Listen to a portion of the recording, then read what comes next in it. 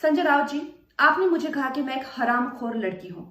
आप एक सरकारी मुलाजिम हैं, एक मंत्री, आप तो जानते ही होंगे कि इस देश में हर दिन नहीं, हर घंटे कितनी लड़कियों के बलात्कार हो रहे हैं, कितनी लड़कियों का शोषण किया जा रहा है, उनकी बॉडीज काट के एसिड डाल के फेंक दी जा रही है, उनकी काम की जगहों पे उनको गालियां दी जा रही है, उनका अपमान किया जा रहा है, उनके खुद के पति उनके कान, नाक, मुंह, कान, जबड़े तोड़ रहे हैं। और आपको पता है इसका जिम्मेदार कौन है? इसका जिम्मेदार है ये जो मानसिकता आपने, जिसका भौंडा प्रदर्शन पूरे समाज के सामने, पूरे देश के सामने किया है, वो मानसिकता इसकी जिम्मेदार है। मुंबई की तुलना पीओके यानी कि पाकिस्तान अधिकृत कश्मीर से करने के मामले में कंगना रनौत और शिवसेना के सांसद संजय राउत के बीच तलवारें खिंच चुकी हैं और अब तो बात बयानों से आगे बढ़कर थप्पड़ और जबड़ा तोड़ने तक जा पहुंची है। पूरी खबर आपको दिखाएं, लेकिन इससे पहले अगर अभी तक आपने हमारा चैनल सब्सक्राइब नहीं किया है तो तुरंत सब्सक्राइब कर ले ताकि लेटेस्ट अपडेट्स आप तक पहुंचती रहे।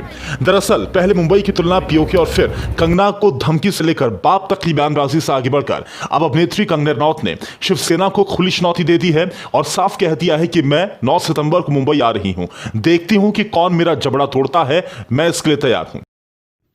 संजय राउत जी, आपने मुझे कहा कि मैं एक हरामखोर लड़की हूं।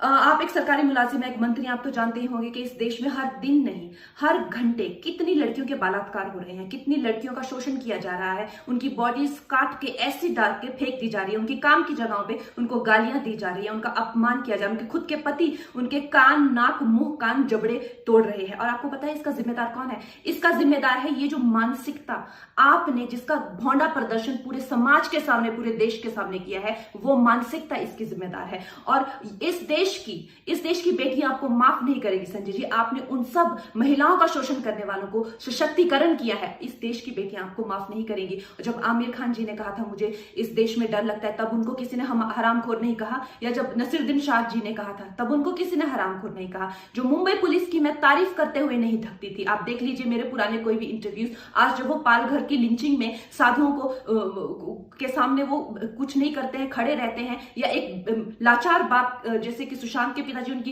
एफआईआर नहीं लेते हैं, मेरी स्टेटमेंट नहीं लेते हैं, तो इस प्रशासन के चलते हुए अगर मैं उनकी निंदा करती हूं, ये मेरी अभिव्यक्ति की आजादी है, मैं उनकी निंदा करती हूं।